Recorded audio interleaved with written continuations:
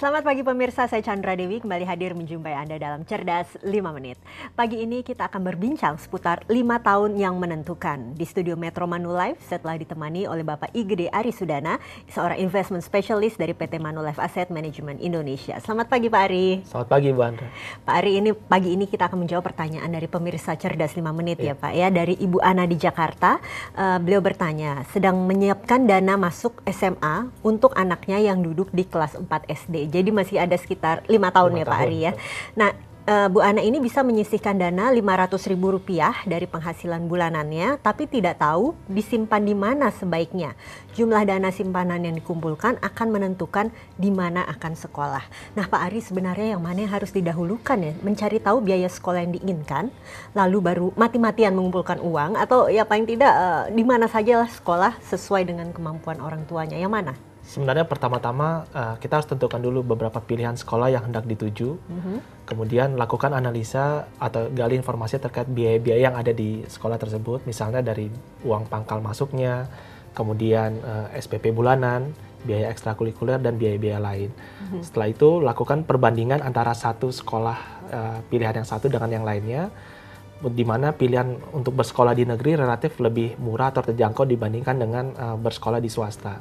Nah, setelah melakukan perbandingan ini, orang tua pasti akan mengetahui ini kira-kira target dana yang dibutuhkan untuk masuk ke sekolah yang hendak dituju itu berapa. Jadi memang sebaiknya harus ditentukan dulu sekolah mana yang akan ditentukan dituju dulu biar ya, ada gambarannya besaran dana yang dimiliki.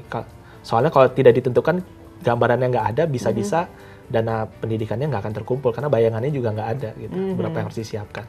Oke, nah Pak Ari, kembali ke Bu Ana ini yang ingin mempersiapkan uang pangkal dana pendidikannya yang memang untuk 5 tahun ini sangat menentukan karena sekarang kelas 4 SD untuk masuk SMA ya Pak ya. Nah, di mana sebaiknya Bu Ana ini menyimpan Rp500.000 per bulan yang bisa disisihkannya? Sebenarnya Ibu Ana memiliki masa 5 tahun ini cukup memadai untuk melakukan investasi.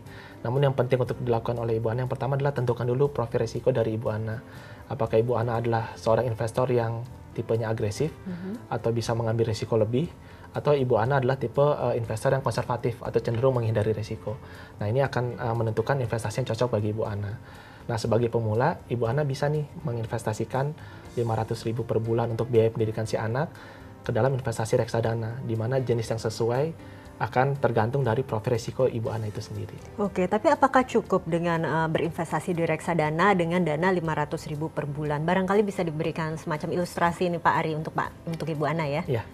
Nah, untuk sebagai ilustrasi investasi di reksadana saham misalnya, kalau kita lihat dari kinerja historical selama 5 tahun terakhir, jika Ibu Ana melakukan investasi Rp500.000 per bulan selama 5 tahun, dana yang terkumpul bisa mencapai sekitar 44 juta.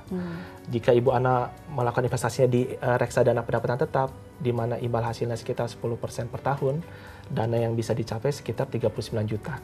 Atau misalnya Ibu Ana melakukan tidak melakukan investasi atau hanya menaruh di deposito saja, kita lihat rata-rata hasil deposito bersih setelah pajak selama 5 tahun terakhir itu sekitar 6%, dan yang terkumpul itu hanya sekitar 35 juta saja. Jadi memang selisihnya cukup jauh. Jadi sebaiknya memang Ibu Ana mulai belajar untuk melakukan investasi. Jadi memang untuk berinvestasi itu jauh lebih menguntungkan untuk jangka panjang begitu ya Pak Ari ya? Dibandingkan hanya disimpan di deposito saja, karena ada potensi pertumbuhannya. Belum lagi tingkat inflasi yang juga harus dihitung begitu ya. Nah, bisa dijelaskan barangkali bagaimana cara untuk mulai berinvestasi di reksadana? Karena barangkali Bu Ana belum tahu juga ya bagaimana caranya. Nah, Ibu Ana bisa mencari informasi terkait dengan manajer investasi yang ada, bisa mungkin browsing di internet, ada websitenya, atau bisa mencari nomor telepon customer service-nya.